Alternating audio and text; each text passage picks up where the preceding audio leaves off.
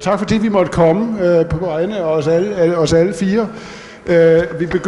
Vi skal jo tale om det postfaktuelle samfund, og det er jo meget passende, at vi har en naturvidenskabsmand, kvinde, og en filosof og en politiker, og så en journalist med hver vores tilgang til det her.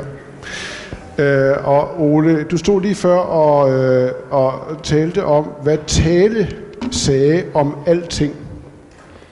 Prøv lige at minde os om, tag de mikrofonen der, og så fortæl lige, hvad Tale sagde om alting. Ja, altså Tale var den første filosof. Han satte filosofien til vugge i gang over på Lilleasien, og hans påstand var, at alting er vand. Så spørgsmålet, er det en faktuel eller en præ-post-faktuel påstand? Alting er vand. Alting er vand, sagde han. Og det er jo noget, der simpelthen synes at være løgn, fordi enhver kan se, at alting ikke er vand. Og hans påstand var, at man kan jo se, at vand bliver til luft, når det fordamper. Man kan se, at vand bliver til jord, når det bundfælder sig. Og hvis man så tænder ild i det, så bliver luft til ild. Så altså alle elementer i verden er skabt af vand. Og det var en påstand, der stred groft imod sanserne. Og hvis ordet havde eksisteret dengang, kunne man have sagt, ja, det er simpelthen løgn. Det er ikke faktuelt, og alligevel havde manden en pointe. Ja. Så man kan da godt sige noget, der ikke synes at være sandt, og alligevel så har en pointe. Jeg kunne godt tænke mig at starte med at tage udgangspunkt i det, og så lige sige et par ord selv om det der med det postfaktuelle samfund, og så spørge jer om præmissen. Det er det andet spørgsmål, vi er blevet stillet her. Der er en række spørgsmål, vi skal igennem. Det andet spørgsmål, det er, findes det et postfaktuelt samfund? Eksisterer det som en helt ny ting? Er det noget, vi har set før, og hvor stærkt et fænomen er det? En af de værste fake news, der nogensinde har været i verdenshistorien, det var historien om, den opstod i starten af 1400-tallet, og det var historien om, at jøderne i en lille italiensk by slog kristne børn ihjel og brugte deres blod til jeg beholder den her, og så brugte deres blod til at bage sådan noget rituelt brød til den jødiske påske. Og den historie, den bredte sig simpelthen meget hurtigt fra den lille landsby, hvor den opstod, via påskeprædikener i forskellige byer til store dele af Italien, og medførte nogle frygtelige pogromer og en masse mennesker, der blev slået ihjel. Og Vatikanet, paven, forsøgte at stoppe det, det lykkedes ikke rigtigt. Og sidenhen udviklede den sig til at blive en af grundpillerne i den europæiske antisemitisme, og eksisterer stadigvæk som en historie, som man tror på i store dele af verden. Og det var jo i 1400-tallet, og det var ligesom for at vise, at fake news er naturligvis, det er jo en banalitet, noget vi om man så må sige, er vokset op med som menneskehed. Det har altid eksisteret, rygter baseret på falske historier, som bliver bredt ud omkring af folk, der har en eller anden form for politisk interesse i at gøre det. Lidt senere, og vi er stadigvæk i 1400-tallet, så opfandt Gutenberg jo, hvornår var det? 1450 opfandt Gutenberg trykpressen, og det betød jo, nu siger jeg det bare lynhurtigt det her, det betød jo, at man begyndte at tænke, at hvis noget står på tryk, og det gør vi jo også i dag, så må det jo være sandt. Og det betød, at magthavere af alle slags forsøgte at få fingre i de her presser, og det er ikke kun til at trykke bøger, men også til at trykke nyheder. Og der opstod et ekstremt behov for at anskaffe sig nyheder på tryk i form af løbesedler og pamfletter og alt muligt. Og hvis man tager de store sådan, europahistoriske begivenheder, for eksempel jordskælvet i Lissabon, så bredte sig omkring de her begivenheder næsten altid et væld af pamfletter og løbesedler, hvor man skrev, hvad der var sket, og hvem der havde skylden for det. Og så skete også omkring jordskælvet i Lissabon, hvor man så gav skylden til alle kætterne, de frafaldne, de ikke troende, og de var skyld i jordskælvet. Det var også dem, der døde, mens dem, der overlevede, dem, der troede, dem, der var tættest på kirken. Og det fortsætter jo simpelthen op gennem årtierne og århundrederne, indtil man på et tidspunkt i midten af 1600-tallet, også i København, tænker, nu bliver vi nødt til at få styr på det her. Vi er nødt til at at have kontrol med den her nye teknologi. Nu uddeler vi et privilegie. Nogen har lov til at trykke aviser. Det, der skal stå, er sandt. Der skal være en ansvarhavende chefredaktør, derfor jeg fortæller den her historie, som vi kan sætte i spjældet, hvis det er løgn, det der bliver trykt. Men det hjalp ikke særlig meget. Det var først i slutningen af 1800-tallet, omkring århundredeskiftet, at der opstod aviser grundlagt på bestræbelsen, at det, der stod i skiltet, var rigtigt og sandt. Og det var det, der var en interesse i at få nyheder, man kunne stole på, særligt i form af for folk, der spekulerede på børsen, finansielle transaktioner, bankfolk osv., forretningsfolk, havde simpelthen brug for, at det, de kunne læse i avisen, var rigtigt. Så kommer teknologien, som spreder nyhederne hurtigere og hurtigere med telegrafen, og det betyder jo, altså, at det først var omkring århundredeskiftet, at hele oplysningens tanke om, at sandhed og rigtighed og virkelighed er noget, vi magthavere har en interesse i en grad, at det skal institutionaliseres omkring medier, omkring domstole og omkring universiteter og uddannelsesvæsen. Det er de tre grundpiller, der beskytter sandhed og virkelighed og objektiv rigtighed. Så det er jo i virkeligheden kun i de siden århundredeskiftet, at der har været en form for politisk konsensus i vores del af verden om, at der findes noget, der er rigtigt, og at samfundet ikke er hverken præ- eller postfaktuelt, men faktuelt. Så måske har vi levet i en lille parentes i verdenshistorien, hvor der har været en politisk interesse i at beskytte sandheden. Og nu er der så sket det igen, efter så mange 100 år efter Gutenberg, at der er kommet en ny teknologisk revolution, som har fået os alle sammen til at gå i panik. Vi taler om det postfaktuelle samfund, uden helt at vide, hvad vi taler om, og kan iagttage, at der er politiske interesser rundt omkring, der ligesom i 1400-tallet forsøger at udnytte den nye teknologi til at sprede deres versioner af sandheden. Så spørgsmålet er, det er sådan, jeg ser det. Så spørgsmålet er, hvor alvorligt er det? Hvor alvorligt er det, skal vi starte med dig, Ole, det vi ser i dag, eller er vi bare i virkeligheden i en tilstand, som vi altid har været i, med en ganske lille undtagelse? Jeg mener, der er noget nyt. Men det nye er ikke, at de begynder at omgås fakta på en lemfældig måde, for det har vi altid gjort. Altså, jeg betragter for eksempel Bibelen som en meget, meget usandfærdig historie. Den er så usandfærdig og så usandsynlig, at man er nødt til at tro på den, fordi man ved godt, at hvis man kræver, at folk ved det, så går det galt. Vi har lige fejret Kristi himmelfartsdag. Steg Jesus faktisk til himlen? Steg han op i det døde? Kunne gå på vandet? Formentlig ikke, men altså, det har vi fået at vide. Vi ved, at Saxo skrev danernes historie. Han havde en hensigt med det. Han præsenterede danernes historie i et bestemt lys, der handlede om, at så længe kirken og kongen var sammen, så gik det godt, og hvis de skilte, så gik det dårligt.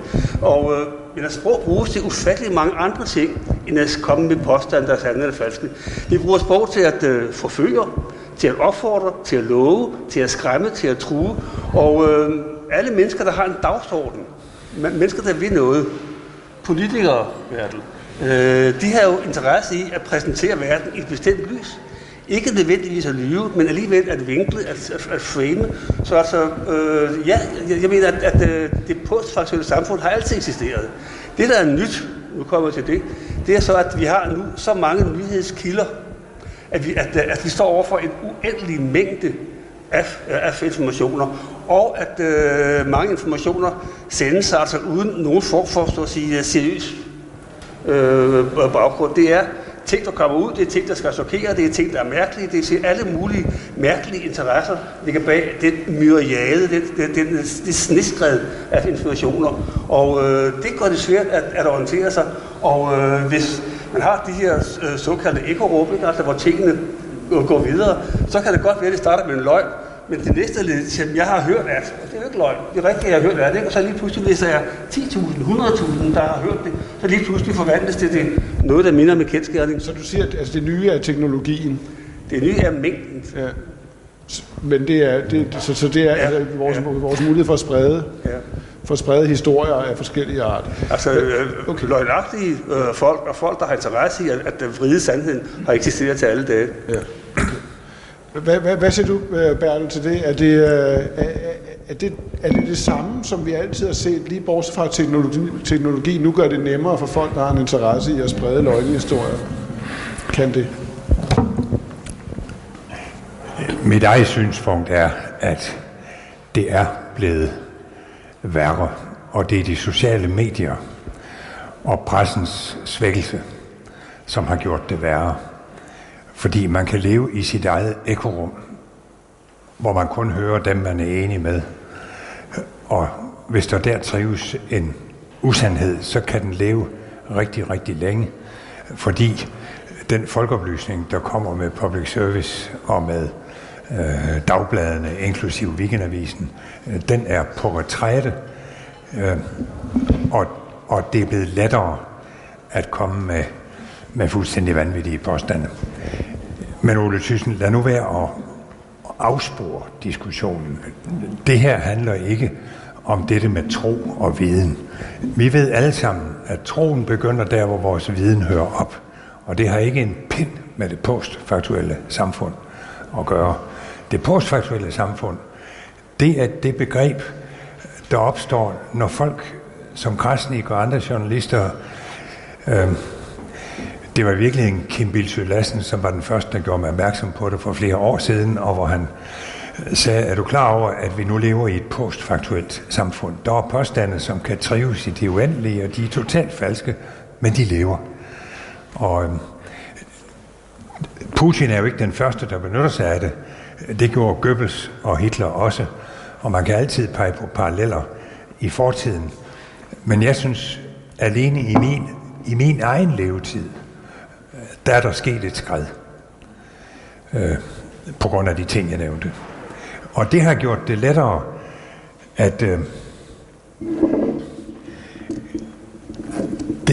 lettere at køre et løb uden om kendsgerningerne.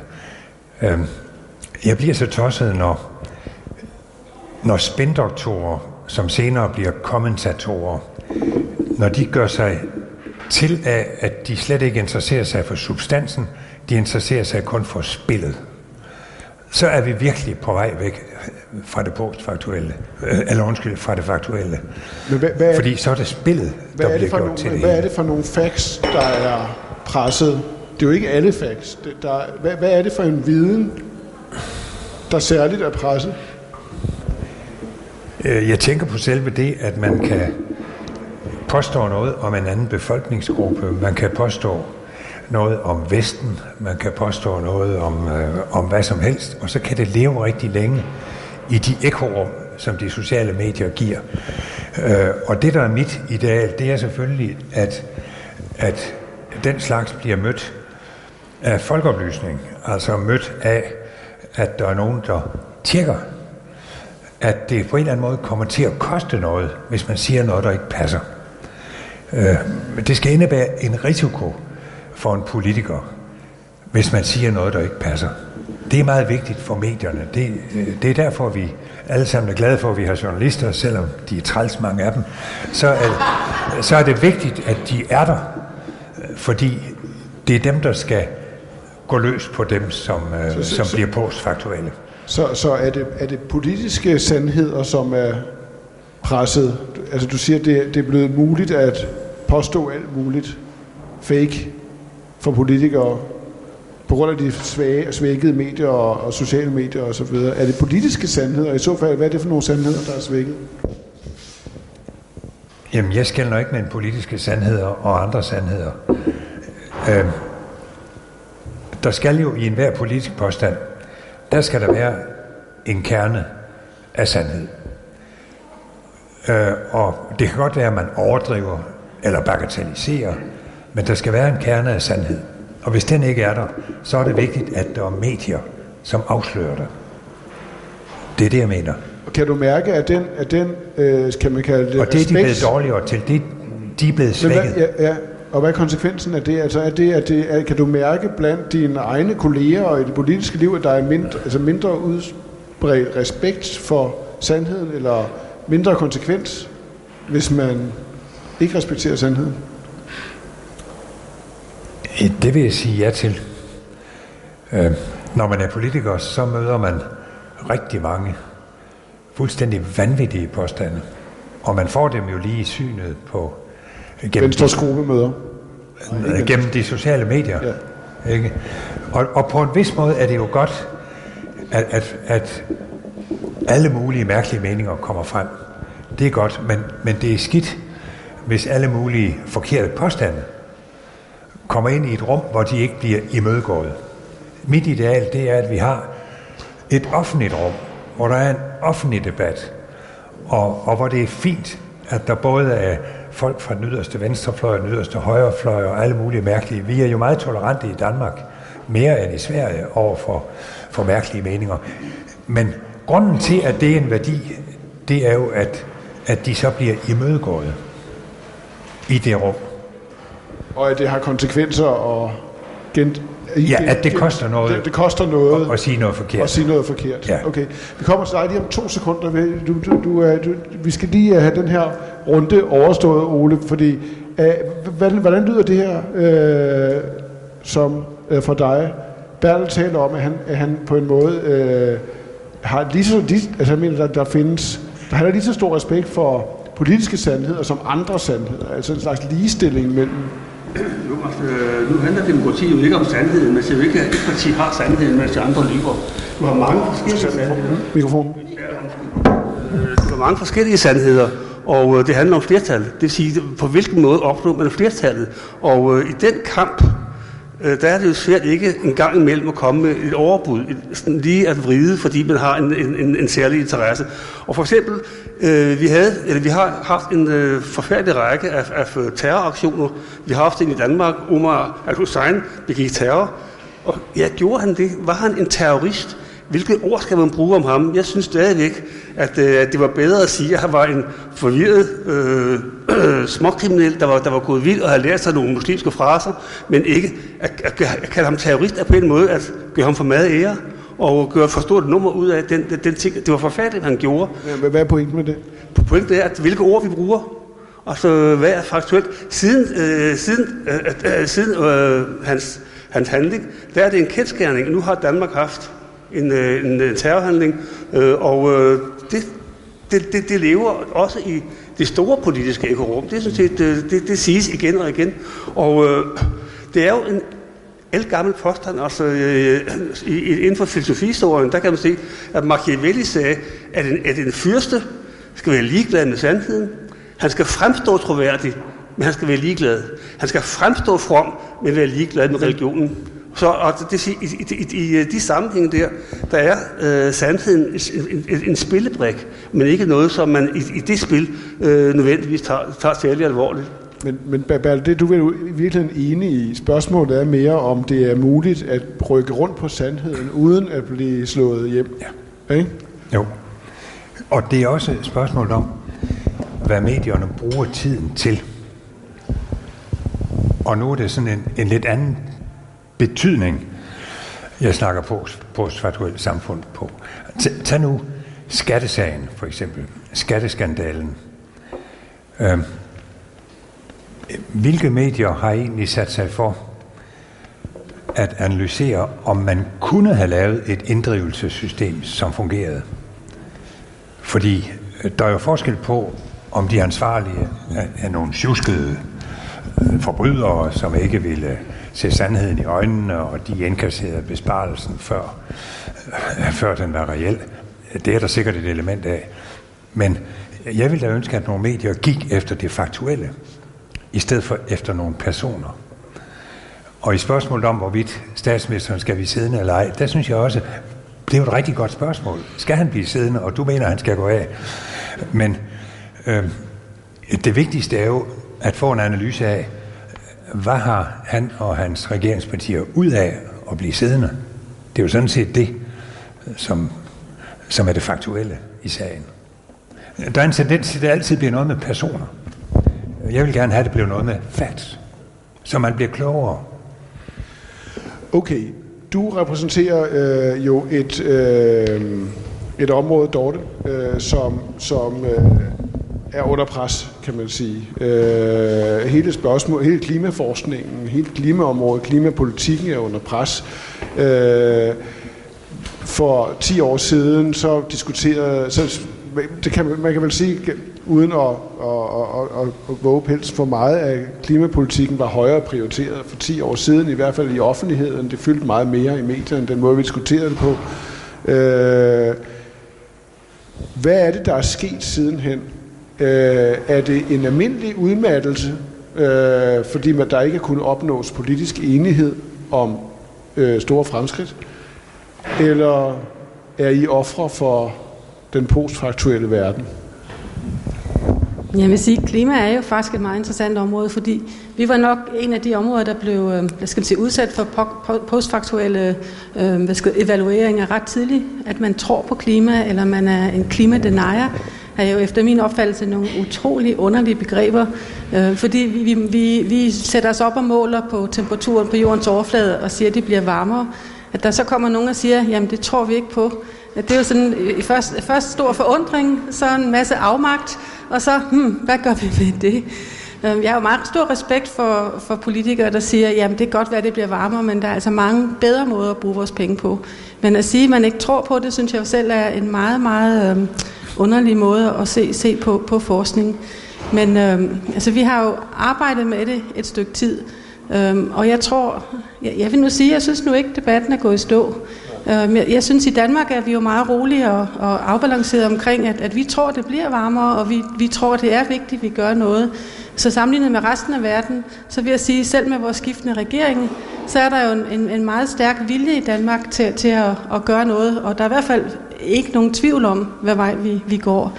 Så på den måde, så synes jeg, vi er inde i en fase nu, hvor der er andre ting, der er vigtigere, som indvandring og flygtninge, som tager scenen lige nu, men jeg synes i virkeligheden ikke, at klimaet er glemt. Men hvis jeg lige må... Siger du, at den postfaktuelle verden,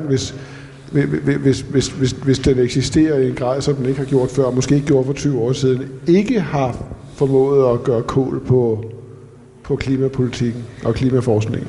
Nej, det synes jeg ikke. Og selv i USA, som jo ligesom står over for en hård tid nu med Trump, så synes jeg jo alligevel, det er meget bemærkelsesværdigt, hvor mange, grassroot-bevægelser der er der, hvor mange folk, der virkelig tror på, at klimaet betyder noget, og som faktisk gør noget i forskellige områder.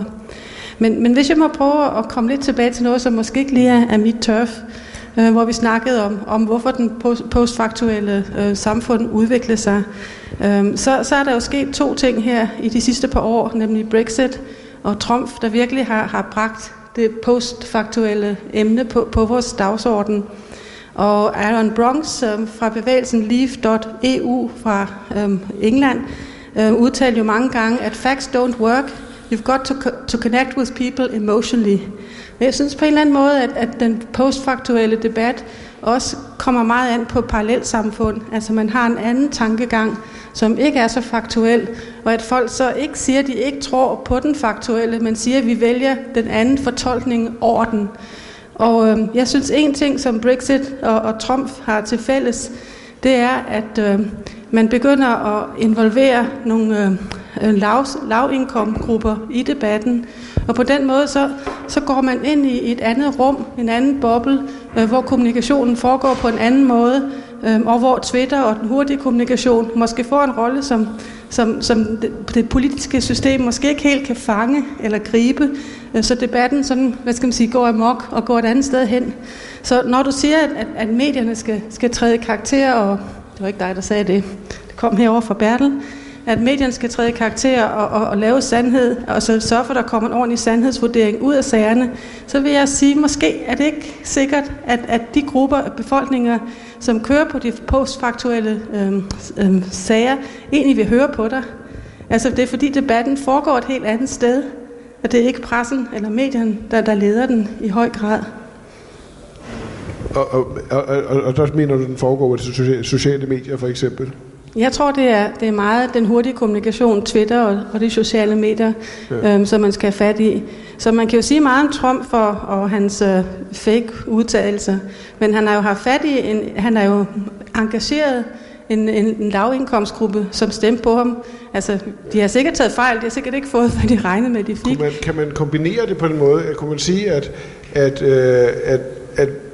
den nye teknologi og nye medier har fået fat i nogle mennesker, som på grund af politisk utilfredshed er parat til at høre på nogle alternative sandheder og alternative fakta, og det har fået ret store politiske konsekvenser. Kan man, hvis man nu kombinerer de to, altså man har en ny teknologi, og man har store dele af vælgerkorpset, både i USA og Storbritannien og i det meste af Europa, som ikke føler sig repræsenteret af de etablerede politiske institutioner, og kombinationen af det og den nye teknologi har skabt nogle politiske resultater, som er rimelig dramatiske. Ja, det synes jeg, Trump er et eksempel på, i endnu højere grad Marine Le Pen, hvor man jo kan analysere sig frem til, at en meget stor del af det, hun siger, er simpelthen forkert. Men det bliver ikke imødegået, fordi dem, hun appellerer til, er ikke inde i de offentlige rum, hvor imødegåelsen foregår. Det var det, jeg prøvede at sige i starten, og jeg er faktisk enig med dig. Altså, jeg beskrev også det der ekorum, hvor man får sin egen mening. Det er bedre at komme ind i et fælles rum, hvor der er noget oplysning, hvor der bliver kastet lys på det, så alle kan se det. Spørgsmålet er jo... Ja, værsgo. I min ungdom, der var det, vi kaldte smør- og margarinekrigen. Altså smørfolken mente, at margarine, det stort set, man døde som en lynedslag og omvendt. Det vil sige, hvad var sunde smør eller margarine? Og begge parter kunne mobilisere videnskabsfolk. Og det vil sige også menigmænd, der ikke havde adgang til de ting. Vi var jo sådan set i vildrede. Senere kom A-kraftdebatten, hvor der også var tilsvarende. Der var to fronter, der begge to kunne mobilisere videnskabsfolk, der sagde det ene og det andet. Og det samme gælder jo egentlig også eller galt på et tidspunkt klimadebatten. Også der var der folk, der sagde begge dele. Og så er vi andre jo, der ikke er adgang til andet end undersøgelse viser, og det hører man jo tit i fjernsynet. En eller anden debattør siger, ja, undersøgelse viser er det, ikke? Og man kan jo ikke kontrollere det på stedet. Ole, du mener vel, at der findes objektive fakta, som man politisk bør holde sig til, når man tager politiske beslutninger? Jamen, fakta er jo ikke noget, der findes derude som små hårde kugler, man kan gå og samle op og tælle. Fakta er noget, der også skabes, når man kaster et lys på verden. Og det, der jo er, det faktuelle, det er, når virkeligheden svarer tilbage. Og det er vel også den form for ansvar, som du snakker om, Bertel, ikke? Altså, en ting er, at medierne korrigerer, men altså nogle gange er det også virkeligheden, der korrigerer. Jeg kan jo ikke sige, at den her er 2 meter høj. Altså det vil folk i øjeblik sige, det er den ikke, det passer ikke, den er så lille der.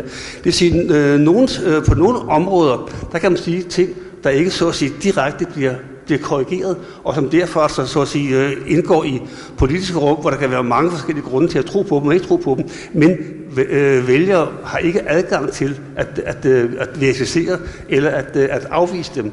Og så får vi det der enorme rum med myriader af informationer, der kører rundt, og som gør os alle sammen kulderede, og hvor vi er nødt til at vælge og vrage. Og det gør vi også lidt som aviser i min ungdom. Der boede en jysk provinsby, der var en venstreavis og en socialdemokratisk avis, og deres billede af virkeligheden var, lad os kalde det forskellige, så har vi ikke sagt for meget.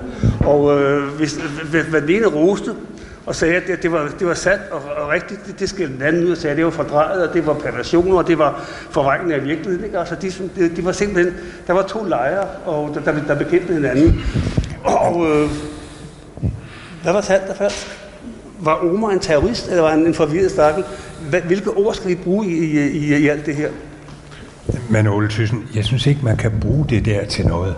For det har da altid været sådan, at der er argumenter for det ene, og der er argumenter for det andet, og ting er svære at gennemskue. Det var de altså også i gamle dage. Og i gamle dage stod der også forkerte ting i aviserne. Det vi har eksperterne til at sige, det er jo ikke, hvad der er den 100% objektive sandhed. Det vi har dem til, sådan nogen som Dorte Dahl Jensen, det er at sige, hvad der tilsyneladende efter de data, vi har, er størst sandsynlighed for. Og der er det klimaeksperterne mener, at der er altså meget stor sandsynlighed for, at CO2 har en indflydelse sammen med andre drivhusgasser osv. Og det er så meget, som de ved nu. Så kommer der en solplet-ekspert, og det er jo meget interessant. og siger, at solplatter har også en indflydelse. Ja, muligvis. Det kan man ikke afvise, specielt ikke i visse situationer. Og så er man blevet mere oplyst, når man har hørt det. Jeg vil godt holde fast i, at der er forskel på tro og viden. Også selvom viden ikke kan være 100% sikker. Og folkeoplysning og public service og medier, skrevne og elektroniske, de har som opgave at prøve at komme så tæt på det, som man med den nuværende viden ved.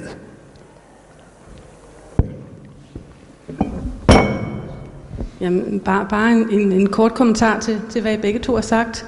Altså, det er jo meget almindeligt, når der er mediedækning af en sag omkring klima, at den skal være impartiel. Det vil sige, at man altid har en på den ene side og en på den anden side.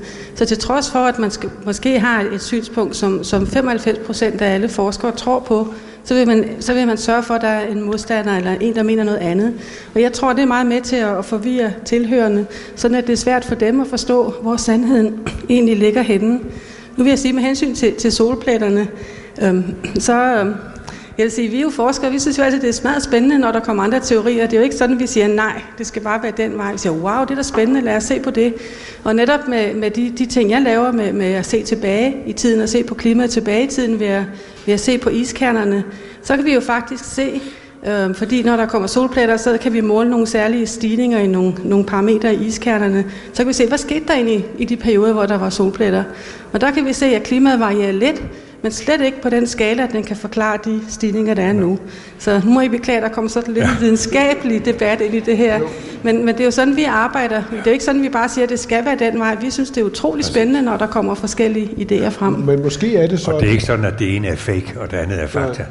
Ja. Men måske er det sådan, at Bertel, når du taler om at folkeoplysningens ansvar for at skabe en fælles forståelse for, hvad der er mere virkeligt, mere sandsynligt, mere rigtigt, end det, der er mindre rigtigt, mindre sandsynligt, mindre sandt.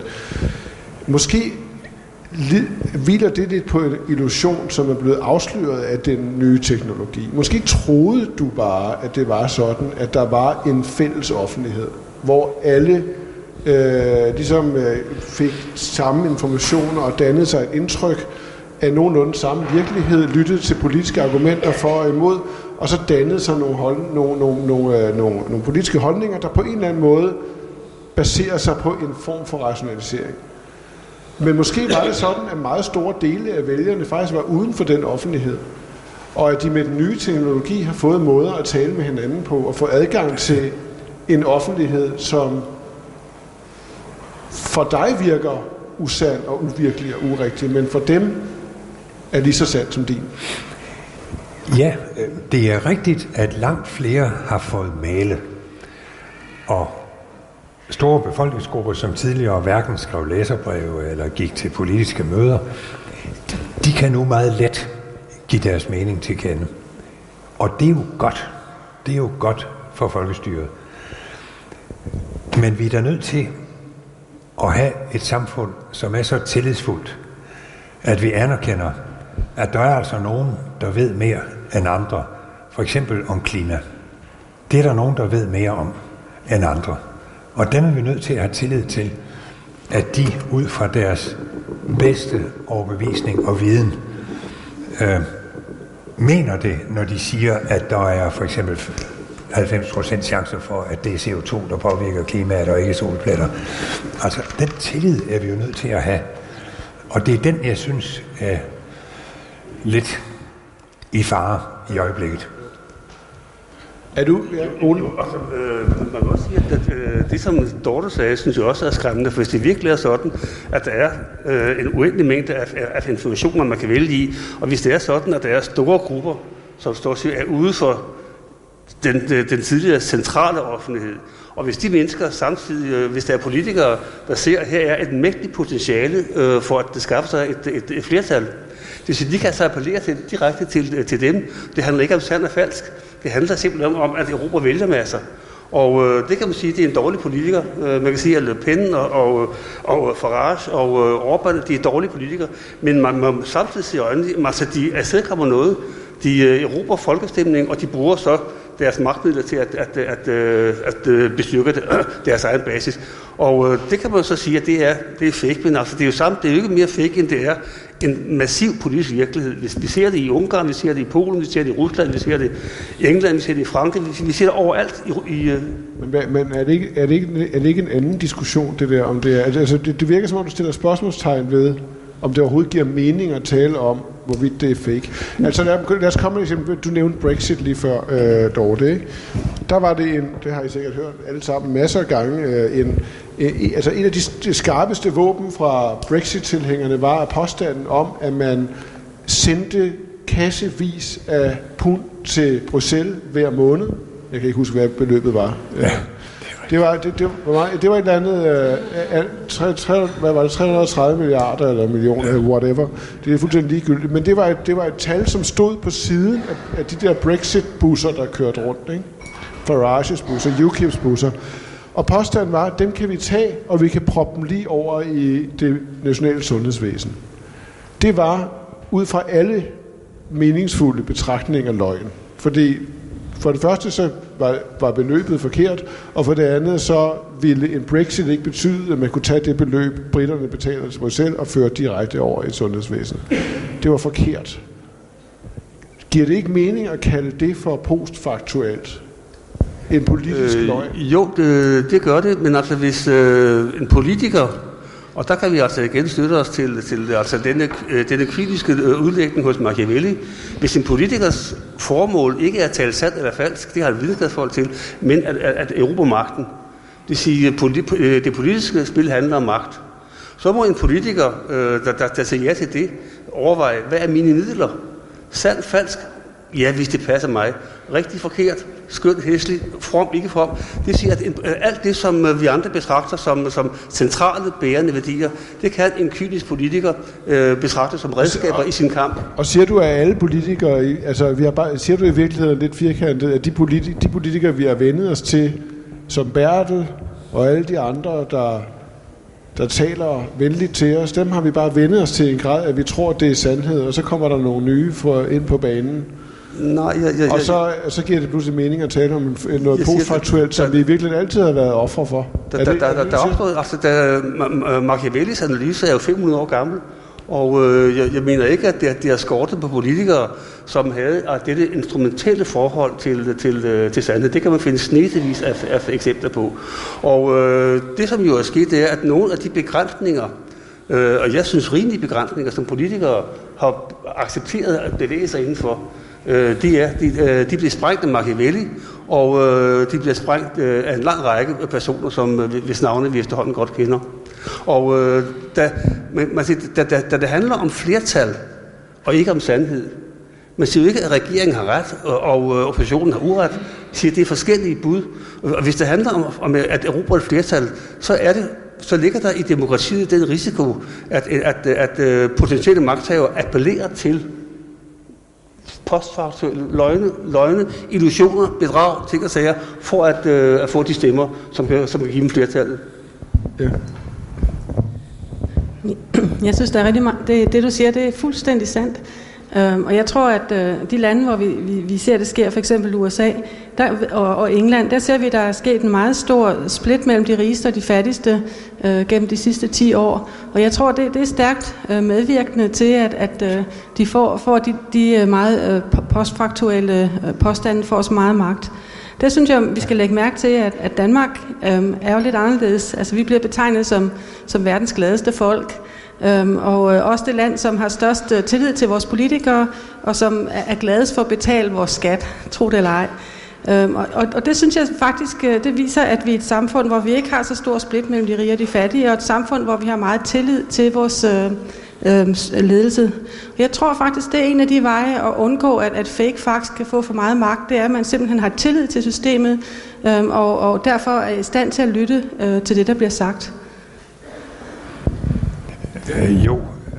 Tillid er afgørende, men jeg synes, det vi taler om her, det er spørgsmål om, vi har tillid til, at der er noget, der hedder viden, og at der er nogle eksperter, der på hver deres område ved noget, som vi har brug for, når vi skal træffe beslutninger, også når vi skal gå til valg og stemme om forskellige samfundsforanstaltninger, som politikere foreslår. Der har vi brug for eksperterne, og der skal være tillid. Og der er det postfaktuelle samfund bliver farligt, fordi der kan en løgn klare sig næsten lige så godt som en sandhed. Og hvis den løgn så kan bruges af en, der bare vil have magt, så er det, demokratiet får et problem. Så jeg vil sige, det afgørende er tilliden til viden og til oplysning. Yes. Og det er jo ikke for ingenting, at Grundtvig sagde, at man kan slet ikke have demokrati, hvis ikke man også har oplysning. Og det var det, der lå bag den danske oplysningsbevægelse. Præcis, og det lå jo i oplysning. Altså, Voltaire, en af grundene til, det ved I jo mindst bedre end jeg, men en af grundene til, at Voltaire, så vidt jeg ved, fik så relativt meget vind i sejlene, var jo blandt andet, at folk begyndte at reagere på fake news. Der var de her konspirationsteorier, der ramte konkrete folk, hvor der var nogle meget opsigtsvækkende sager, hvor folk blev uskyldige mennesker blev dømt og brændt eller hængt eller henrettet osv. Og hvor hans formål med oplysningen var jo netop at skabe institutioner, som beskyttede sandheden. Retssikkerhed, jeg sagde det før, retssikkerhed, domstole, ytringsfrihed, hvor man når frem til en eller anden form for sandhed ved at dele et offentlighed eller folkeoplysning.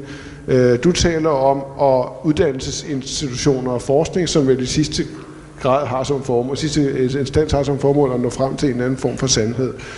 Og det var jo interessant, hvem det var, Trump angreb allerførst i sine første uger som præsident. Det var jo netop domstolene med navngivende dommere, som han angriber for at være politiserende, uddannelsesinstitutionerne og forskningen, som han vil skære voldsomt ned på, og medierne, som han grundlæggende kalder for fake, hvis han er uenig med dem. Så Ole,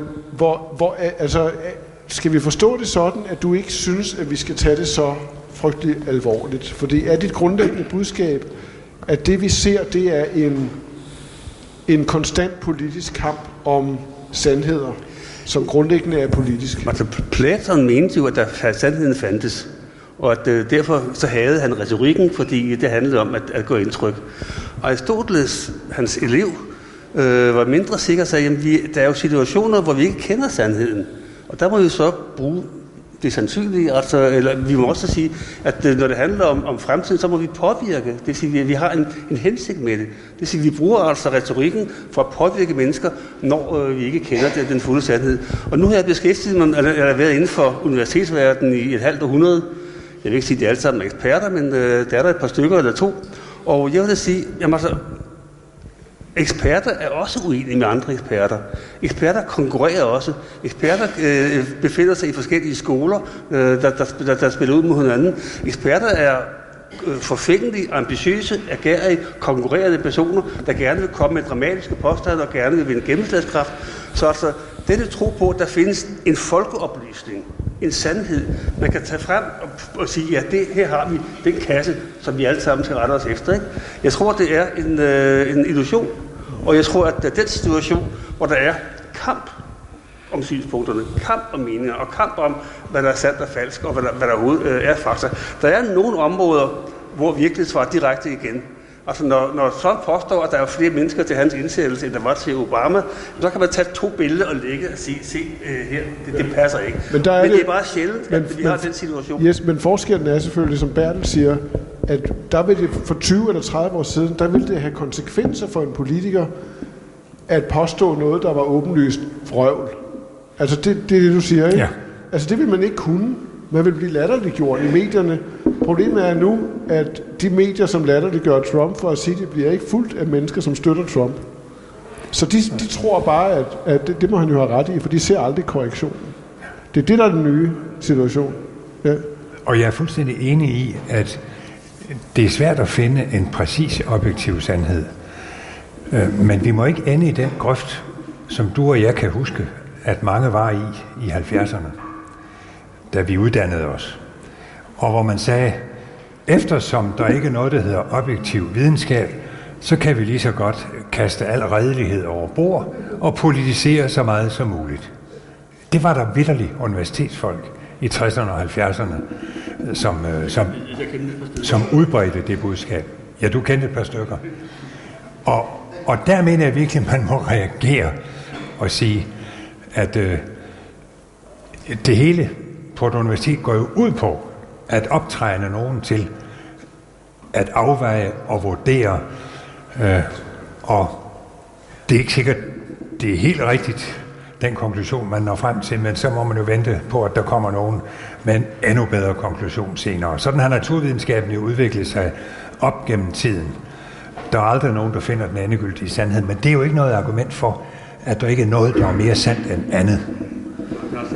Altså, vi er nødt til at fastholde forskellen på vrøvl og så noget, der er belæg for.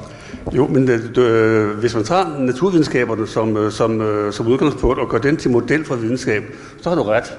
Men vi har jo også områder, der handler om fortolkning, altså fortolkningsvidenskab, altså humanistisk videnskab, hvor man ikke har det samme robuste faktum. Det vil sige, man kan fortolke Goethe og få mange forskellige resultater ud af det, og det er ikke sådan, at den ene er sand, og den anden er falsk, men det er forskellige udlægninger, der så kan konkurrere om gennemslagskraft, og hvad der bliver den gældende fortolkning, og hvad det ikke gør. Men altså, at tale om sand, falsk på den lidt mere robuste måde, det tror jeg ikke er muligt inden for de humane videnskaber. Men skal folk virkelig uddanne sig i 5 år, uden at blive klogere på at skelne mellem, hvad der er rigtigt og hvad der ikke er rigtigt? Nej, men de støder på en mur. De støder på en mur, der handler om, at der er fortolkningsforskelle. På samme måde som der er politiske forskelle, der ikke bare vil forsones. En venstrepolitiker og en enhedslistepolitiker ser verden i forskellige lys og er parat til at fremhæve og forskellige ting og finde forskellige mønstre.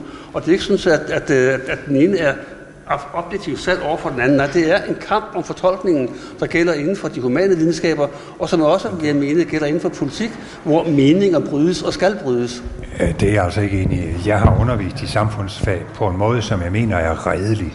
Og det tror jeg kan få rigtig mange, som ikke er politisk enige med mig, til at give mig ret i, at der er altså forskel på redelighed og uredelighed.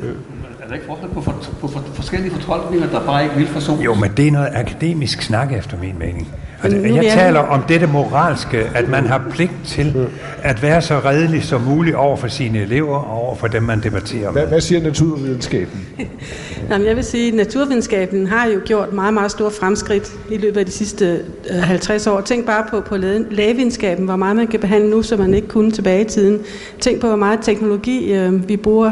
Tænk på alt det kvantemekanik, som går ind i vores mobiltelefoner. Der er simpelthen... Det er gået fremad. Når du snakker om, man debatterer, om man er uenig, og man er ambitiøse, så snakker du om meget, meget små ting inden for naturvidenskab. Generelt står vi sammen, og tingene går virkelig fremad, som Bertel. Der vil jeg godt støtte Bertel der. Jeg vil også sige, som klimaforsker, der har vi jo valgt at stå sammen, og vi laver de store internationale klimarapporter, IPCC-rapporterne hver 5. år, hvor verdens forskere går sammen og skriver en redegørelse over, hvordan de står til. Og det er jo ligesom også et talerør til det politiske system, hvor man prøver at kommunikere, hvad 99% af forskerne faktisk mener om klimaet. Så jeg synes ikke, det er sandt at sige, at den ene siger det ene, og den anden siger det andet. Man ved ikke, hvor man går hen. Det er faktisk ikke sandt. Må jeg ikke lige spørge jer? Du svarer lige først. Jeg har lige et kort bemærkning. Yes. Jeg har aldrig nogensinde i de gange, jeg har set Folketinget sige, en politiker fra et parti siger til den anden, det har jeg ikke tænkt på. Du har ret. Altså, det er ikke noget, man siger. Fordi man er sådan set uenig. Man er uenig om grundforhold. Det er grundmeninger, der brydes i de forskellige politiske partier. Det er holdninger, der brydes. Og en holdning er jo ikke noget, der sådan uden videre kan ændres, og en holdning er også en måde at se på verden på. Et bestemt mønster danner sig, det synes jeg ikke hverken kan eller skal ændres. Altså, jeg tror, ideen om, at alle mennesker mener det samme, er jo en frygtelig idé. Det er altså forkert. Jeg kan give dig utallige eksempler på politikere, som har skiftet mening, men du har da ret i, at de samtidig ikke vil indrømme det. Det kan jeg bekræfte. Det skal jeg ret til. Det er en erfaren mand, der taler. Hvornår har du... prøv at nævne et spændende eksempel på, at du selv har skiftet holdning, fordi at du... Ja, det kan jeg da. Fordi du nu ser anderledes på det, belært af virkeligheden. Jamen, jeg kan da give et eksempel, hvor jeg på en eller anden politisk modstander. er slingret tilbage. Altså, jeg skrev en bog på et tidspunkt, hvor der var tale om fordele og ulemper ved en fælles europæisk mønt. Og den var jeg meget modstander af. Men så skete der noget i 80'erne, hvor Danmark jo var ved at gå fallit, og så låste vi kronen fast til D-marken, og det havde vi fantastisk fordel af. Så blev jeg tilhænger af en fælles mønt. Men efter hvad jeg har set i Sydeuropa og så videre de seneste år, så er jeg da måske nok kommet til at tvivle lidt, i hvert fald på, om vi skal indføre den i morgen. Den har været til gavn for Danmark. Vi har jo været bundet til den, men projektet havde nogle iboende problemer. Så her sidder du over for den helt unge Bertel Haarder og siger, du havde ret, Bertel. Ja, og ved du hvad? Det er altså ikke så sjældent, at man tænker, at man skulle have holdt fast i det første. Ja. Gælder det? Så altså, her har vi en politiker, der bliver korrigeret af virkeligheden. Jeg tror, der er mange politikere, der bliver korrigeret. Jeg tror bare, der er en form for måske rituel uenighed. Det er den ene måde at sige det på. Den anden måde at sige det på er, at der er en forskel i grundholdninger mellem liberalisme og socialisme. De ser forskelligt på verden, og det er jo ikke noget, der kan forsones med argumenter. Men der er der for fanden, vi ved jo for eksempel, at der findes livmoderhalskræft. Det findes, og det slår en masse mennesker ihjel. Ja. Der findes en vaccine, der virker. Ja. Vi ved også med den viden, vi har til rådighed, at den vaccine virker. Og den har den samme risici forbundet med, som alle mulige andre vacciner, og dem, der får vaccinen, der er en meget lille del af dem, der får bivirkninger. Det ved vi. Og så danner sig der en historie, blandt andet hjulpet af politikere og medier og sociale medier. En forestilling om, at det er løgn. Den historie passer ikke. Det er en vrangforestilling. Det er også en konspirationsteori, der fabulerer om, at forskerne på en eller anden måde er i lommen på medicinalindustrien osv. osv. De får også taletid, for som du siger, Dorte, så skal man altid høre modparten, uanset hvor vanvittig modparten er. Ikke? Eller lad os bare kalde det, hvor uredelig modparten er. Og i dag har vi så en konsekvens, hvor andelen af vaccinerede kvinder er styrtdykket med store sundhedsskader til følge. Ikke? Altså det er jo ikke et spørgsmål om politiske holdninger, men om en ret giftig blanding af teknologi og hvad fanden skal man kalde det, ønske om at sprede uredelig viden. Ja, eller frygt for, at du har en lægevidenskab, som skjuler nogle bivirkninger, og en sådan frygt er jo meget, meget svær at imødegå, fordi jo mere man ivrer efter dem, sådan er det ikke, jo mere bliver mistanken. Altså, Gertrud i Hamlets skuespil lovede, så sagde han, at den dame lover mig for meget. Ikke? Det vil sige, hvis man lover, så får man mistanke om, ja, måske er der et eller andet, de prøver på. Hvad er det så? Men prøv lige at, altså, hvad tænker du, når du ser på hele den her elendighed om HPV-vaccinen? Jeg tænker, som jeg tænker, når jeg tænker på Toms vælgere. Der er folk, der er mange forskellige grunde, ikke? Og går sammen om at nægte at acceptere det her. Og så hvis de er mange nok, og hvis de kan forstærke hinanden i de her ekorum, så ender det med at blive en politisk kraft. For hvis der er mange nok i et demokrati, hvor det handler om at appellere til vælgere, så er det også politikere, der ser deres fordel i at sige, ja, det vil støtte det, fordi det er der vælgere i.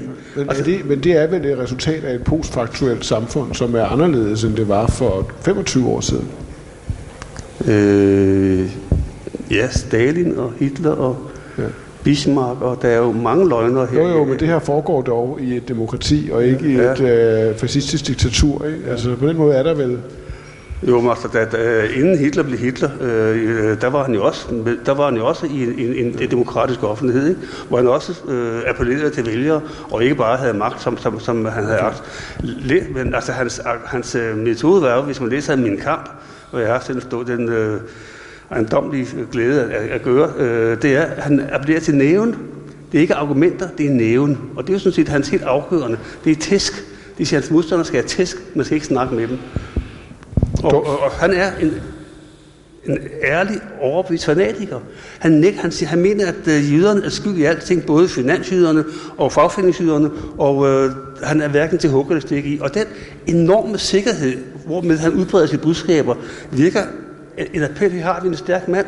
Og, så lad mig spørge jer alle tre her, ja. så går vi over. Mener I så, altså, nu beskriver du fænomenet, mener I, er det noget, vi skal forsøge at forhindre og bekæmpe? Disse ekokammer, disse udbredelser og spredning af fake news, løgn, latin, vrøvl, konspirationsteorier, eller hvad? Jeg tror ikke, det er noget, man kan bekæmpe. Jeg tror, det er et rum, som er kommet for at bestå. Jeg tror, vi er nødt til at finde nye måder at kommunikere på, sådan at vi når ned i de rum og kan udvide vores kommunikation til de sociale medier og det sted, hvor debatten foregår. Jeg tror ikke, vi kommer tilbage til vores store samlede rum, som vi har haft tidligere. Hvis det nogensinde har eksisteret rigtigt. Ja. Jamen, altså, demokratiet er jo et sted, hvor du har mange meninger, der brydes. Og mange påstande om, at noget er en kendsgerning, som andre så bestrider som kendsgerning. Så det nye er, altså mængden og det, at du har så mange afsendere, som har så mange grader af ansvarsløshed, at det er en sandstorm af informationer, som det er næsten umuligt at skabe en fælles orden i. Jeg mener, at overalt, hvor man kan, hvor der er, altså hvor virkeligheden svarer tilbage, overalt, hvor der er noget, der er faktuelt. Og det mener, det er der inden for den fysiske verden, det er der inden for naturvidenskaben, det er der inden for dele af samfundsvidenskaben. Inden for mit område, humaniora, der har altid været kævl og ballade og uenighed og strid. Og det er det, vi lever af. Altså, og det er godt. Altså, det vil sige, at alle sandheder tæskes igennem og prøves, og man ser så også, at man er robust nok til at overleve. Bare man ikke ender i sådan en akademisk relativisme, som jeg synes, du har en lille tendens til, undskyld, jeg siger det. Akademisk relativisme. For diktatur og umenneskelighed, det har altid levet af uvidenhed. Og jo mere uvidenhed, jo lettere er det at være en diktator og udpege syndebukke og lade alting gå ud over dem.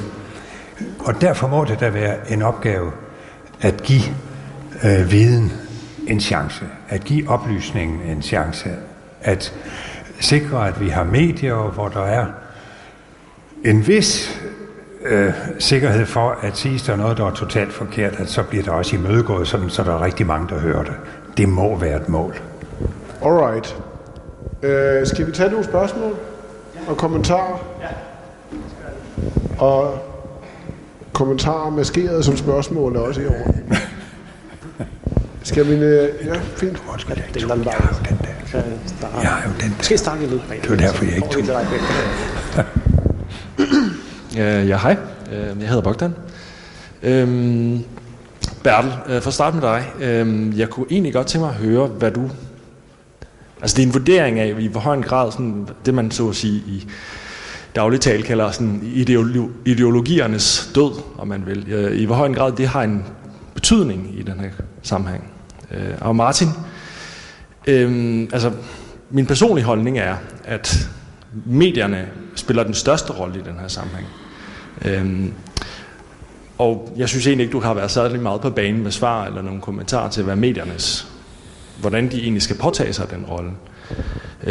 Og mere konkret, altså så tænker jeg også på din nylige artikel her fra i fredags, hvor du kritiserer Lea Korsgaard i Weekendavisen i en boganmeldelse.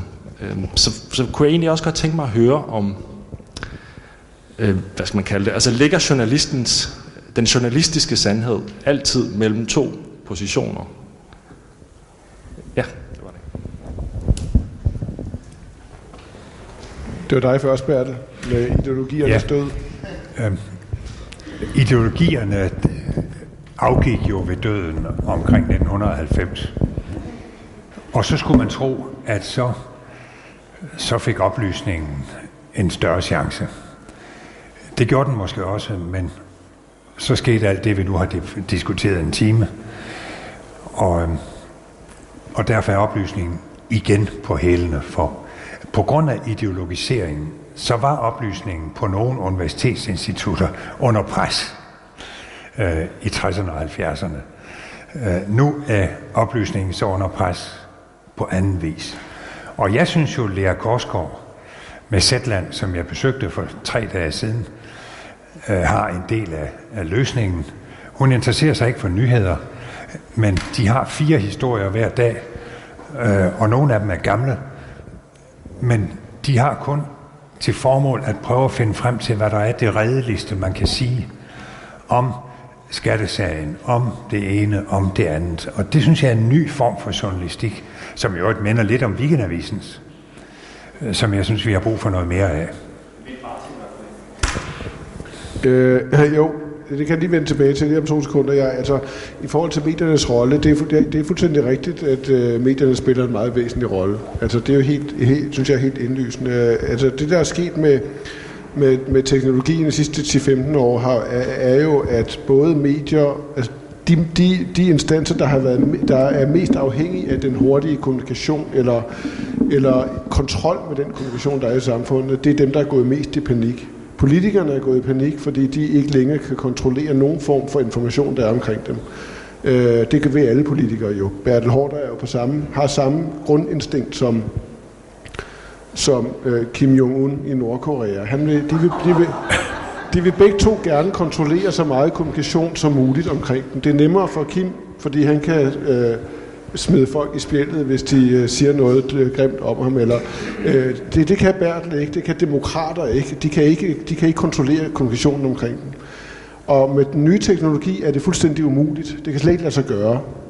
Det eneste politikere kan kontrollere, det er det, de selv siger. Og det betyder, at det, de siger, bliver mere og mere meningsløst. Ikke Bertel Haarder, og det siger jeg ikke kun, fordi Bertel sidder her, det har jeg også sagt mange andre gange. Der er ganske få politikere, der bestræber sig på at sige noget meningsfuldt. Jo mere tættere de kommer på magten, jo mindre bliver den bestræbelse, og jo mere Bertel har været minister tættere på Finansministeriet, jo sværere har det været også for ham altid at sige noget fuldstændig meningsfuldt.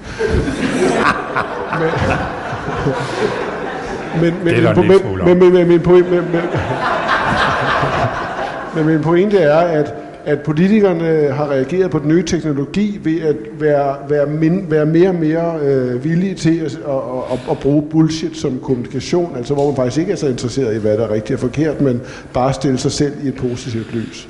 Og det har været en reaktion på den teknologi, der har gjort kommunikationen omkring den ustyrlig. Vi i medierne har også reageret med panik. Vi har jo også kontrolleret kommunikation. Vi har været gatekeepers, vi har bestemt, hvad der har været vigtige historier. Altså, vi har haft monopol på den position, og det har vi ikke længere. Og det betyder, at medierne med deres forretningsmodeller er faldet til jorden, og har reageret ved kun at tænke i nye platforme og nye måder at fange læsere og seere og få kliks osv., og fuldstændig glemt den bestræbelse, der hedder at kontrollere magthaverne på en substantiel og ordentlig måde. Og det tror jeg, jeg tror lige nu, der er en modreaktion. Man kan i hvert fald se, at det ene seriøse medie efter den anden besinder sig på at række ud efter så mange klikkende mediebrugere som muligt, og i stedet for at bruge kræfterne på god journalistik, og at den vej skabe en forretningsmodel, der igen er holdbar. Så jeg tror, der sker et skift nu i medierne, helt klart. Altså det er synes jeg, helt indlysende tydeligt, at det sker for tiden. Så har jeg altså en hel del forhåbninger. I forhold til det, du siger om Lea Korsgaard, jeg mener selvfølgelig ikke, at journalistikkens hver journalistisk position er at finde midterpunktet mellem 2 yderholdninger. Og det har Lea Korsgaard lige skrevet en bog om blandt andet, og det er helt klart et problem ofte for store dele af journalistikken. Klart, det er jeg fuldstændig enig i. Der jeg er uenig med Lea Korsgaard, det er, at hun mener, at journalistikken har en større rolle, en vigtigere rolle, end at kontrollere magthaverne og finde frem til en eller anden form for substantiel magtkritik, og også finde den mest rigtige historie. Mest rigtige virkelighed. Hun taler om, at medierne har et ansvar for at finde en dybere sandhed. Vi har en eller anden form for etisk ansvar for at vise vores læsere og seere og brugere og klikkere den rigtige måde, sande måde at leve sammen på. Det er den eneste måde, jeg kan forstå ordet etik på rigtigt. Og det er jeg meget uenig i. Meget, meget uenig i. Altså det synes jeg er en stor fejl, hvis vi skal være til at være etikere i medierne. Det var ikke sådan, hun formulerede det forleden, og jeg synes heller ikke, det er det, hun skriver i sin bog. Hun skriver, nu er hun her ikke, så vi kan ikke spørge hende, men hun skriver i hvert fald et sted, at vi har et ansvar at finde en dybere sandhed. En dybere virkelighed. Vi har et etisk ansvar. Det mener jeg. Men ikke den dybere mening. Vi har et etisk ansvar for at være sandfærdige. Jo, det har vi, men hun taler om at kaste lys over den måde, hjælpe folk til at finde den rigtige måde at leve sammen på. Nå. Og det synes jeg... Ja, det er lidt for lummert. Det synes jeg også. Det synes jeg... Ja. Det synes jeg... Hvad siger du?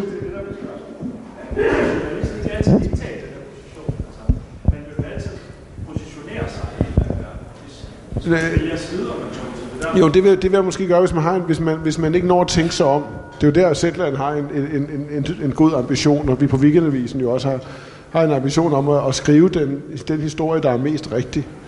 Altså hvis man har en ambition om at skrive en hurtig historie, så kan man spørge en, der mener, at HPV-vaccinen virker, og så kan man spørge en, der mener, at HPV-vaccinen har frygtelige bivirkninger og er et resultat af en konspiration mellem medicinalindustrien og Sundhedsstyrelsen. Og er de to positioner så lige rigtige? Det er de jo ikke, og der har medierne da klart et ansvar for at kaste lys over de usandheder, der kommer fra vaccinemodstandere. Klart. Skal vi tage et spørgsmål til?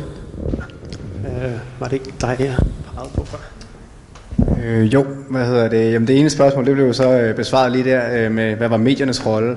Det andet var, at det kan godt virke sådan lidt som om, synes jeg, i diskussionen, som om, at der netop bliver sådan diskuteret, at når der er de her videnskabelige fakta, som der må findes en eller anden sandhed der, og så er der de sociale fakta. Og der tænker jeg, hvad så med de steder, hvor at de her ting ligesom på en eller anden måde bliver porøse. Min egen tankegang går meget omkring for eksempel, lad os sige, en debat som psykiatrien, hvor at man både har spørgsmål om, hvad der er syg og ikke syg, og normal og ikke normal, og samtidig så har man jo også en meget heftig diskussion blandt prominente forskere, som er hardcore naturvidenskabsmænd, der siger enten, at medicinen slår folk ihjel og gør dem meget mere syge, eller at det kurerer dem. Og der må vel også være nogle interesser der. Hvad med de steder, hvor det ligesom bliver blurred, altså hvor det ikke er hardcore physics, eller kan en flyvemaskine flyve, eller er den 2 meter høj, men hvor menneskevidenskaberne egentlig smelter det sammen? Jeg vil bare høre jeres tanker om det.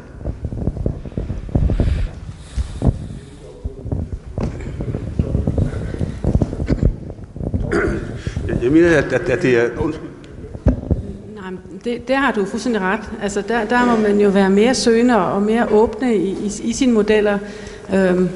Der kan man jo ikke bare sige, at der er noget, der er sandt og falsk. Jeg tror, at den eneste rigtige løsning, det er at give flere penge til det område, så man har mulighed for at forfølge de andre områder. Men nu er jeg jo også en naiv grundforsker.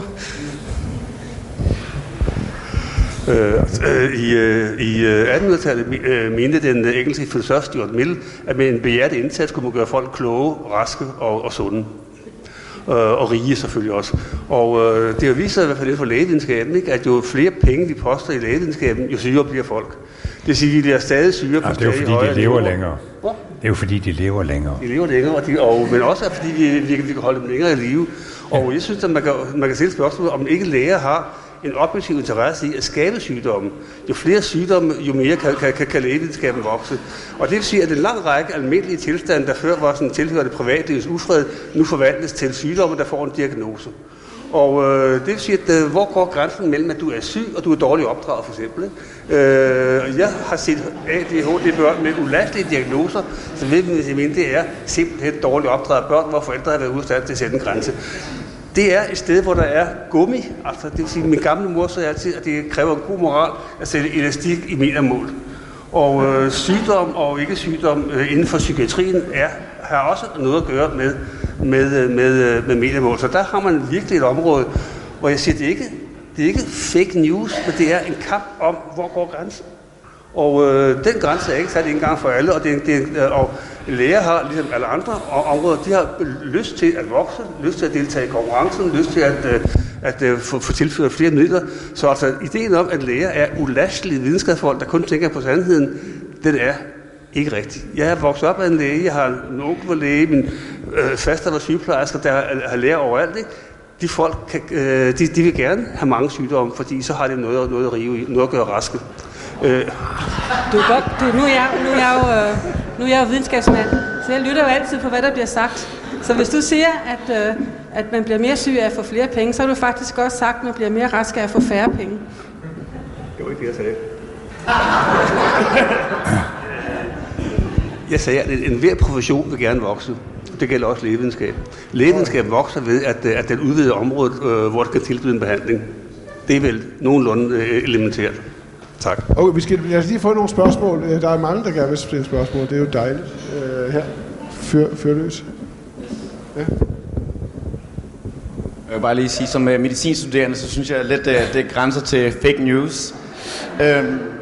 Hvis vi var så interesserede i kunder i butikken, så vil vi ikke opfordre folk til at lade være med at ryge og drikke og gøre så mange andre ting. Det vil i hvert fald være ret dårligt for business. Det er selvfølgelig rigtigt, at der er nogle måske interesseorganisationer, som har interesse i at fremme deres sygdomme, der kommer fokus på det, og flere bliver diagnosticeret, så deres foreninger vokser, men det tror jeg mere er en interesse i, at der kommer fokus på de lidelser, der er hos mennesker. I forhold til det med psykiatri, der tror jeg også, det er lidt vigtigt, at de her meget komplekse videnskabelige problemstillinger ikke er en del af offentligheden, fordi at man ikke som lægeperson kan sætte sig ind i, hvad god praksis og god diagnosticering og god behandling af psykiatriske patienter er. Fordi det simpelthen det er en faglig diskussion primært. Og det tror jeg også er det, man sådan, i den moderne verden tror, at man sådan lidt som renæssancemenneske, at man kan overskue alle problemstillinger og komme med et kvalificeret bud. Og der skal man altså, lidt ligesom jeg tror også en af Zetlands redaktører siger, lytte til de eksperter, der er inden for feltet. Og der kan man så sige, sådan, der er mange eksperter, der siger én ting, og så er der nogle få eksperter, der siger en anden ting. Så må man sige, sådan, hvad for nogle eksperter virker mest credible. I har snakket meget, og jeg belyst det her sådan, spørgsmål om, hvordan vi gør med det postfaktuelle samfund, og de her mennesker, som kommer ud i de sociale medier og diskuterer med sig selv. Og der er igen også blevet diskuteret, hvordan vi ikke bare, at journalistik ikke bare skal være sådan to modsætninger. Men hvad er løsningen? Er løsningen at invitere de her, kan man sige, postfaktuelle, eller kan man sige anti-vaxxers, eller de her mennesker, som har en anden version af sandheden, ind i centrale medier og diskutere med dem, så man ligesom kan få afsløret, at deres viden ikke er baseret på noget, eller er det at skyde det væk, så det overhovedet ikke er i sendefladen, men så derved, kan man sige, giver grobund for, at det vokser andre steder.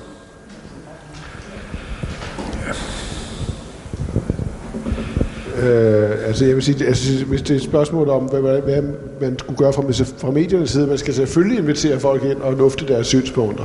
Altså det giver jo, selvfølgelig skal man det. Altså det alternativet, som du også lufter her, det er jo den svenske model, hvor man lukker folk ude, som man ikke mener har adkomst til offentligheden. Det mener jeg er helt forkert, og det vil få andre frygtelige konsekvenser, hvor de institutioner, hvor medierne er jo en del af dem, altså demokratiske institutioner, ikke repræsenterer de mennesker, der er. Ikke viser de holdninger, der er. Det vil være meget, meget... Men jeg tror også, at spørgeren var ude på at spørge chefredaktøren, om ikke der trods alt er indlæg, som er så forvrøvlede, og personer, der er så uvidende, så de ikke kommer ind i dine spalter. Det vil jeg da virkelig håbe. Klart. Det er det selvfølgelig. Trump, som kommer med de her, vi har set effekten af. Jo, men det har vi givet taletid til Trump. Altså har Trump taget sig taletid, repræsenterer Trump faktisk vælgere, for hvem det er fuldstændig relevant at stemme på ham ud fra de holdninger, han har. Jamen, han kan jo klare sig uden medierne. Han kører jo selv.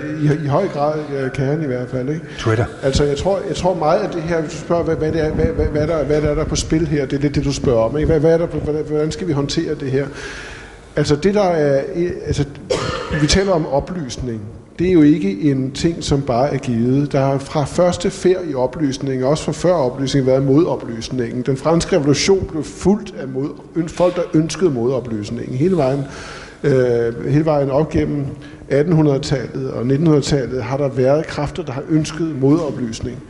Grunden til, at de har haft det sværere i så lang tid, det har jo været, at de institutioner, som oplysningens kræfter gennem politisk kamp fik etableret, det liberale demokrati, stadig flere borgerrettigheder, individuelle rettigheder, retsstaten, retstilstanden, demokratiet osv., de har været så stærke, at de også kunne repræsentere bredt set. Og det har de jo i højere grad de sidste måske 20-30 år ophørt at gøre, og hvor store dele af befolkningerne ikke føler sig repræsenteret af de institutioner, der beskytter demokratiet, eller oppebærer demokratiet. Blandt andet medierne, offentligheden, uddannelsesinstitutionerne osv. osv. Og derfor så giver det jo mening for store dele af vælgerne at stemme på en mand som Trump, når han kommer og giver dem ret og siger noget, der er virkeligt og sandt, nemlig at de etablerede institutioner ikke repræsenterer store dele af vælgerne. Så derfor er det faktuelt åbenlyst meningsfuldt for store dele af vælgerne at stemme på et menneske som Trump. Ligesom det er meningsfuldt for store dele af franskmændene at stemme på Le Pen, fordi de etablerede institutioner ikke længere repræsenterer dem. Og så er vi tilbage jo i en kamp om oplysning, hvor modoplysningen pludselig har ret gode kort, fordi de institutioner, som oplysningen var etableret, ikke repræsenterer store dele af vælgerne. Og den politiske kamp, den må man jo ligesom tage. Og der må de mennesker, der rent faktisk mener, eller de kræfter, der mener, det er de samfund, vi ønsker, de må tage den kamp og kæmpe den kamp. Det er blandt medierne og politikerne osv. Og så er vi jo tilbage ved Oles udgangspunkt, at alt er politisk kamp. Også om de institutioner, som vi synes, i hvert fald for 20 år siden eller 30 år siden, var uforanderlige. Nogle gange på sorte dage, hvor depressionen er overhængende, det vil sige i marts måned, ved 4-tiden om eftermiddagen, der får man den der fornemmelse nogle gange af, at det som vi også har gjort med den almindelige valgret, det har lukket den størrelse ind, der siden antikken har været frygtet og dyrket som pøbelen. Det vil sige mennesker, der ikke har nogen uddannelse, mennesker, der ikke har del i den almindelige offentlighed, men som altså er let at påvirke, og som ikke er særlig interesseret i kendskærninger, men langt mere i troværdighed, i ethos, langt mere i patos, i følelser, og som altså kan påvirkes voldsomt med følelser, og langt mindre med logos, med argumenter og med fornuft. Og i og med, at den demokratiske diskussion ikke handler om sandhed, men om flertal, så i og med, at man inviterer den gruppe ind, den har mange grimme navne. Marx kaldte den for lumpenproletariatet, og havde nogle fantastiske retoriske beskrivelser af den.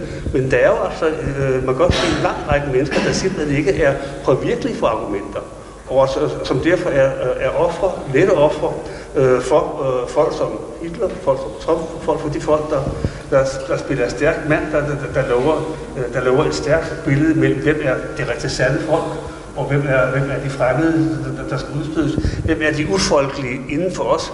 Og i sådan en sammenhæng, hvor ordet folk er til debat, der er ordet folkeoplysning også lidt svært. Fordi det, som Orbán laver, han vil også kalde det folkeoplysning. For det er det sande ungarske folk, og så er der alle dem, der er uenige med ham. Og som altså, da han repræsenterer folket, ligesom Hitler repræsenterer Tyskland, så er de ufolkelige og skal straffe. Og den logik er satanisk, men i øjeblikket effektiv. Okay. Lad os tage et til spørgsmål, skal vi gøre det? Der er en, der har hånden helt oppe i vejret der. Jamen, men sandt om ikke, der Holger Bæk Nielsen.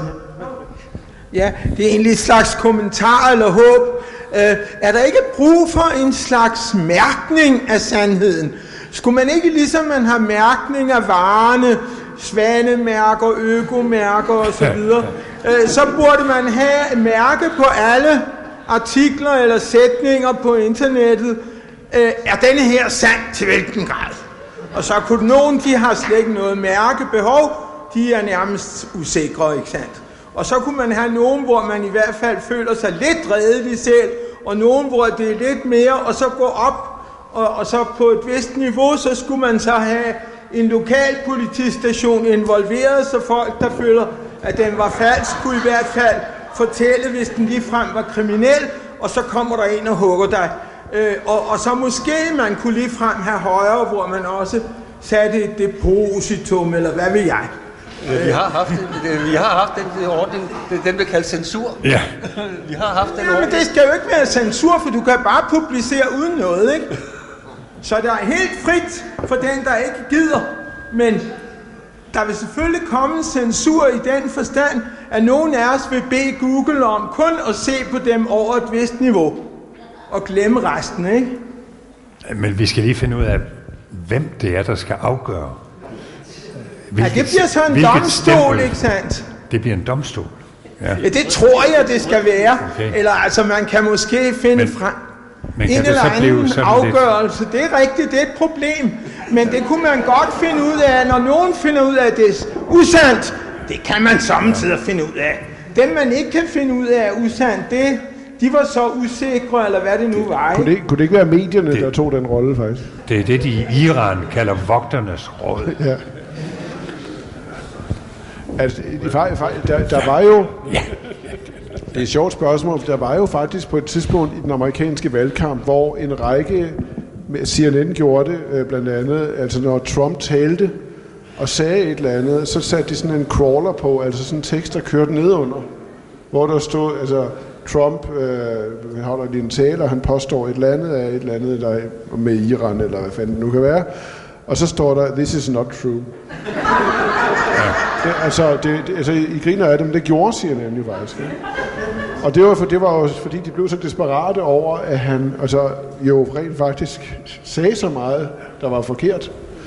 Problemet er jo bare, at det er jo nemt nok, når det er Trump, der siger noget, der er åbenlyst. Altså man kan simpelthen kan se, når det var særligt, når han påstod, at han aldrig havde sagt et eller andet, så var der en anden faktatjekker, der ved en enkelt Google-opslag kunne se, at han havde faktisk sagt præcis det modsatte, og så kunne man skrive det. Men hvad så næste niveau? Hvor politikere her i landet for eksempel jo bullshitter i en grad, så det nærmer sig vrøv og løgn og latin. Skal man så også gøre det?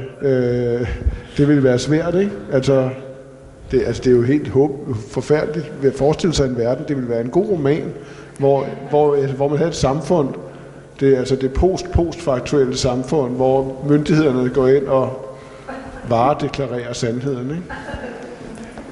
Ja, det kunne være noget for dig, Bertel, måske faktisk. Nu hvor det glippede med at blive konsul, så kunne det måske... CNN er jo privat. Det var trods alt ikke den amerikanske stat, der gjorde det. Altså i Danmark ville der jo være risiko for, at det blev sådan et vogternes råd. Sådan et radioråd, som vi havde i gamle dage. Det skal vi ikke have igen. Men jeg synes, det illustrerer jo meget godt den situation, vi er i nu, hvor debatten er så mangfoldig, og hvor vi har den sociale og meget hurtige kommunikation, at rummet er enormt stort, og at det er meget lettere at blive lost i det der rum, at det er ikke så let.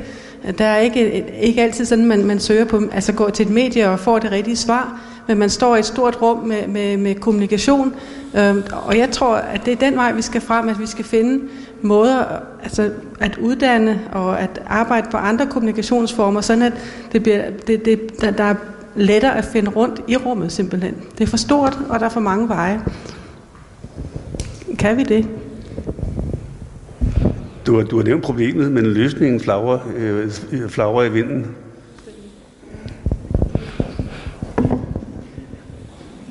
Måske kunne man forestille sig, at der på et tidspunkt sker det samme, som der skete der i slutningen af 1800-tallet, hvor efterspørgselen efter real news, altså sandheden eller virkeligheden, blev så stor, at der rent faktisk også i den nye teknologi, som på det tidspunkt var dagspressen, altså formiddagspressen osv., dannede sig produkter, som imødekom den efterspørgsel. Altså, man kan jo forestille sig, at på sociale medier og med digital teknologi jo, og det kan man jo allerede se nu med Zetland for eksempel, at der danner sig medier, som rent faktisk forsøger at håndhæve nogle ret solide journalistiske traditioner.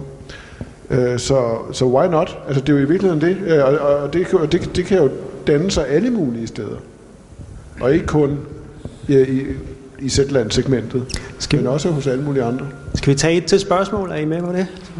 Hey. Jeg er med.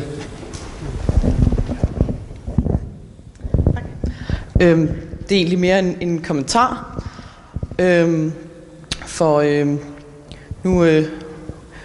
Nu fik vi jo at vide her, at man går på universitetet i 5 år, eller hvor længe man nu går der, for at kunne skelne mellem, hvad der er sandt og hvad der ikke er sandt, og også at humanisterne, de lever af skændes. Nu parafraserer jeg jo selvfølgelig lidt, ikke? Det lyder som om, at vi alle sammen godt kan blive enige om, at det er, at vi godt kan afgøre for eksempel, at der er en overhængende sandsynlighed for, at temperaturen stiger på vores klode.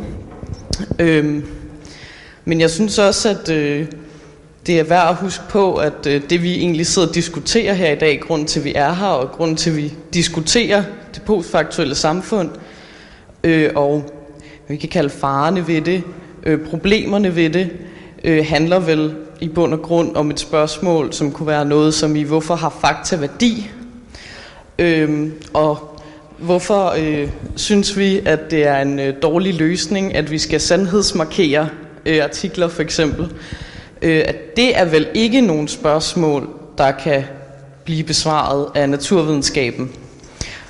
Så jeg vil godt lige slå et slag for det, humaniora også kan. Så, ja.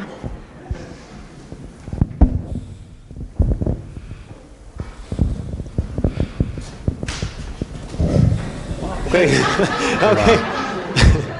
Der er ikke nogen, der er uenige. Det var en kommentar. Ode, vil du sige noget? Når humanister skændes, så er der også forskellige livsformer, der skændes. Det er jo ikke bare... Altså, jeg har skrevet en filosofihistorie på 800 sider, hvor de her filosofer hele tiden er uenige med hinanden. Og det er jo ikke kun fordi, de er patologisk uenige, men også fordi de repræsenterer forskellige måder at leve på. Det vil sige, altså en person fra middelalderen, ikke, der levede inden for den store værenskæde, hvor Gud havde bestemt ens plads i samfundet, punktum, ingen skift. Han kunne ikke leve med en liberalist. Han tænkte på en anden måde, og levede på en anden måde. En liberalist, der så at sige, fik sin identitet i kraft af en karriere, i kraft af sit arbejde, i kraft af sin indsats. De to synspunkter giver sig udtryk i helt forskellige filosofier, der ikke bare kan forsones på midten. Og det er det samme altså også med politiske holdninger. De kan ikke bare forsones på midten, fordi det er forskellige måder at anskue verden på. Og den kamp den er vital. Det er det, der holder samfundet i live og i ånden. Det er ikke noget, man skal prøve på at pacificere og finde frem til en stor samdrægtighed. Nej, vi lever af strid. Til fred ej det bedste, men at man noget vil. Og hver eneste livsform vil noget med sig selv. Og den kamp er for mig at se demokratiets livsnerve. Ja, og det siger Grundtvig også. Grundtvig havde det besværligt med demokratiet. Livet sig kun rører i strid og så videre, og han ville have en kirkeordning, så striden kunne holdes ved lige og muligt til verdens ende. Men den samme Grundtvig, han var meget lært. Han sad og bogede den på engelske universiteter. Han skrev 2 verdenshistorier. Så han havde også respekt for viden. Samtidig med, at han sagde det, som du har citeret. Hvis man ikke brød sig om den ene verdenshistorie, kunne man så vælge den anden? Jamen, den første verdenshistorie skrev han, da han var missionsmand. Så blev han grundtvigianer. Så måtte han skrive en ny. Hvorfra så højskole- og oplysningstanken udsprang.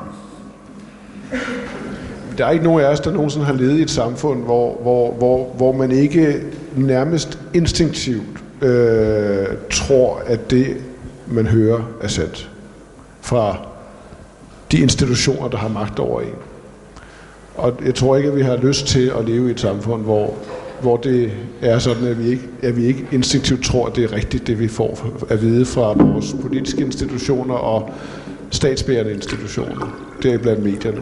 Det vil være, altså sådan lever store dele af menneskeheden jo, og det er jo fuldstændig forfærdeligt. Der er en tjekkisk vittighed fra tiden omkring murens fald, som lyder: før vidste vi, at alt det, vi fik at vide, var løgn. Nu ved vi ikke, hvad vi skal tro. Præcis. Det er jo altså også frihedens og oplysningens vanskelighed. Det er sådan set nemmere at være uvidende og lade sig bilde noget ind. Okay. Jeg tror, vi er ved. Jeg tror, vi er ved vejs ende for en meget spændende debat med forskellige synspunkter på det her spørgsmål, så der er nok at debattere videre. Og jeg er meget ked af til dem, der ikke fik mulighed for at stille spørgsmål. Jeg håber, at I kan stille nogle spørgsmål sådan en til en bagefter med nogle af paneldeltagerne. Og ja, det her spørgsmål omkring det postfaktuelle samfund, der er lidt forskellige holdninger, men det er jo dejligt at se, at Ole og Bertel, de kan sidde lige ved siden af hinanden, selvom de var lidt uenige om tingene. Skal vi gnide næser? Skal vi gnide næser? Så. Skal vi jeg vil lige sige, at inde i Rejse her, så har vi også de her konkurrencer og med præmier på højkant, og I har jeres papirer, så hvis I kommer herop bagefter, så kan I høre, hvad det handler om. Tusind tak, fordi I deltager i arrangementet, og så skal vi give en rigtig stor hånd til Martin Krasnik, Dorte Dahl Jensen, Ole Thyssen og Bertel Haarder.